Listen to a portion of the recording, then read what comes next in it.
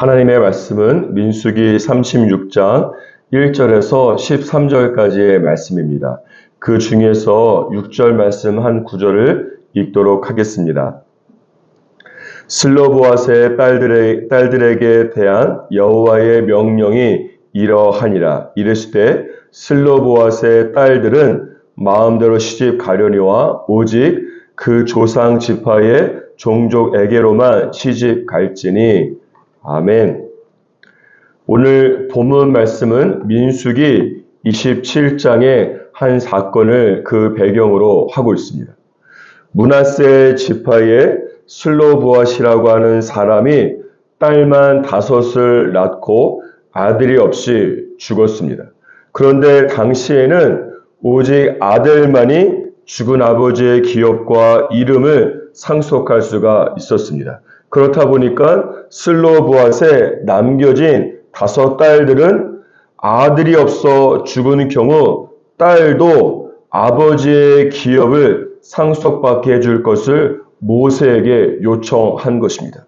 이때 민수기 27장 5절 이하의 말씀을 보면 모세가 이 상속에 관한 이 전통을 하나님 앞에 가져갔고 하나님께서 슬로보앗의 딸들의 주장과 제안이 옳다고 말씀하셨습니다. 그래서 그 결과 한 사람이 아들이 없이 죽은 경우에는 딸도 그 사람의 기업을 상속받게 된 것입니다. 이런 상황 속에서 오늘 본문 말씀 3절에 보면 슬로보앗의 딸들이 속한 므낫세 지파가 또 한 가지 새로운 문제를 제기하고 있습니다. 그것은 무엇인가 하면 슬로보앗의 딸들이 만약에 다른 지파의 남자와 결혼을 하게 된다면 그 딸들이 상속받은 땅이 므낫세 지파가 아니라 다른 지파의 소유가 된다는 것입니다. 그러자 5절에 보면 모세가 이번에도 새롭게 제기된 문제를 하나님 앞에 가지고 나아가서 어떻게 해야 될지 질문하고 하나님의 음성을 듣고 있습니다.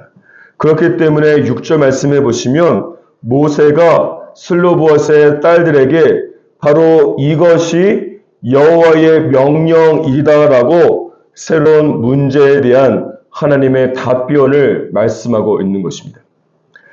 사랑하는 여러분, 지금 모세는 어떠한 상황인가 하면 영적 성숙의 관점에서 본다면 최고 단계인 영적 아버지의 때를 살고 있는 사람입니다. 또한 모세는 200만 명 이상이나 되는 이스라엘 백성들을 40년 동안 광야에서 이끌었습니다. 그렇기 때문에 모세로서는 얼마나 다양한 사람과 얼마나 다양한 문제들을 만나고 경험하고 해결을 했겠습니까? 따라서 모세는 지금 영성뿐만 아니라 실무적인 행정에 있어서도 최고 수준의 지혜와 경험을 가지고 있는 사람입니다. 이런 면에서 볼 때 지금 모세는 오늘 본문 말씀에서 제기된 시집을 간 여자의 상속 문제 또한 40년 동안 쌓이고 쌓인 자신의 영성과 지식과 경험으로도 충분히 해결할 수 있는 사람입니다. 그럼에도 불구하고 오늘 말씀 안에 보니까 모세는 아무리 작고 사소하고 자신에게 익숙한 문제라고 할지라도 또 한 번 하나님 앞에 가지고 나아가서 엎드리고 있습니다. 이것이 모세의 가장 위대한 점이 되는 것입니다. 사무엘상 3장 8절 말씀에 기록된 것처럼 여호와여 말씀하시옵소서 주의 종이 듣겠나이다라고 질문하고 기다리고 하나님의 음성을 들은 것입니다.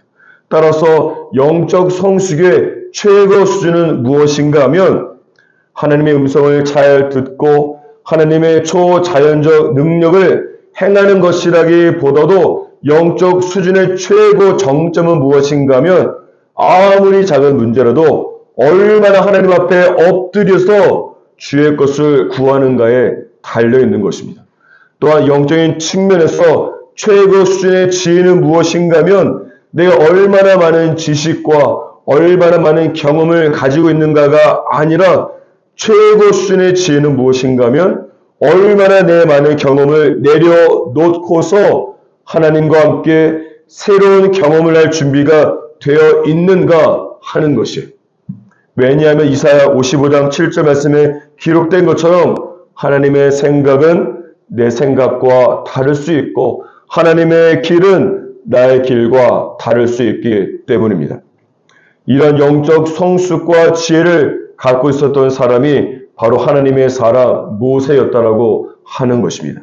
사랑하는 여러분, 오늘 하루 모든 문제를 가지고 주님 앞에 가지고 나아가서 엎드릴 뿐만 아니라 내 오래된 경험을 주장하지 않고 하나님과 함께 새로운 경험을 할 수 있는 영적 성숙과 지혜가 저와 여러분에게 있기를 주님의 이름으로 축복합니다. 다시 본문 말씀으로 돌아와서 6절 이하에 보시면 하나님께서 이 시집을 간 여자의 상속 문제에 대한 해법을 드디어 말씀하고 있습니다. 그것은 무엇인가 하면 첫 번째, 슬로보아스의 딸들이 마음대로 시집을 가되, 둘째, 다른 지파의 남자가 아니라 자신의 지파, 므낫세 지파의 남자와 결혼을 하는 것입니다. 그렇게 되면 슬로보아스의 딸들이 시집을 간다고 하더라도 그들의 기업이 다른 지파의 것이 되지 않고 므낫세 지파의 소유로 남아있을 수 있기 때문입니다. 그러자 10절에 보니까 슬로보아스의 딸들이 하나님께서 모세에게 명령하신 대로 순종했다고 말씀하고 있습니다. 사랑하는 여러분, 이 순종이 당연한 것처럼 보일 수 있지만 절대 그렇지 않습니다. 슬로보아스의 딸들이 마침 그때에 또는 미래에 다른 지파의 남자와 사랑에 빠지게 된다면 어떻게 되겠습니까? 이런 경우 크게 두 가지 반응이 일어날 수 있습니다.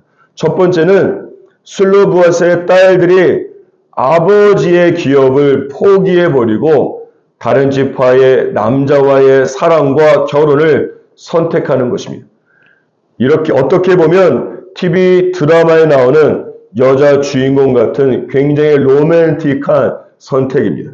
둘째는 무엇인가 하면 슬로보아스의 딸들이 사랑을 포기하고 아버지의 기업을 선택하는 것이.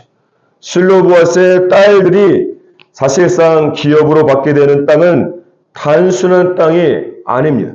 이 땅은 어떤 땅인가 하면 하나님의 부르심의 장소이며 이 땅은 시편 16편에 기록된 것처럼 하나님께서 직접 나에게 줄로 재어주신 구역이 되는 것입니다.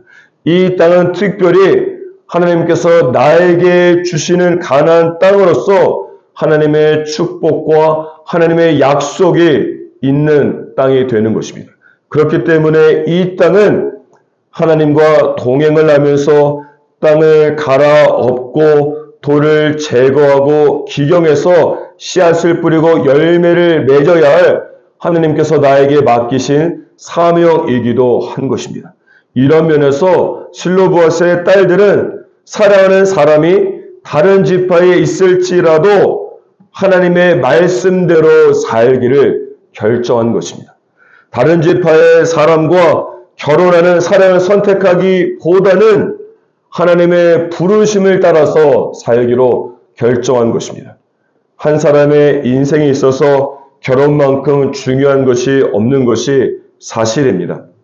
그렇다 보니까 결혼이 내 인생에 있어서 가장 중요한 목적이 될 때가 많습니다. 결혼이 중요하지만 하나님의 부르심을 따라 사는 것보다 중요하지는 않습니다. 결혼이 내 인생의 목적이 아니라 하나님께서 나에게 맡겨주신 사명을 이루며 사는 것이 인생의 목적인 줄 믿습니다. 슬로보아스의 딸들 중에는 사랑하는 사람이 다른 지파에 있고 만약에 자기 지파에 없었다면 어쩌면 결혼을 포기하는 경우도 있지 않았을까 추측해 볼 수 있는 것입니다.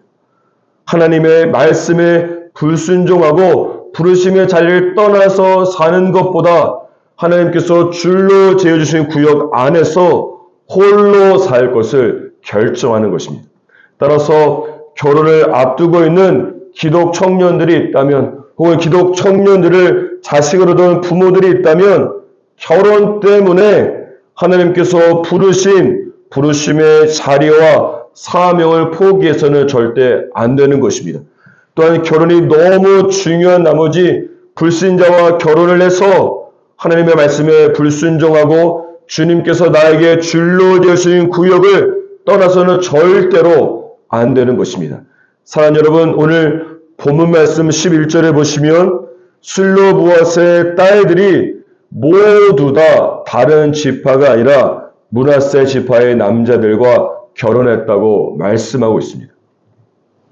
그리고 성경은 슬로보아 딸들 각각의 이름을 모두 다 기록하고 있습니다.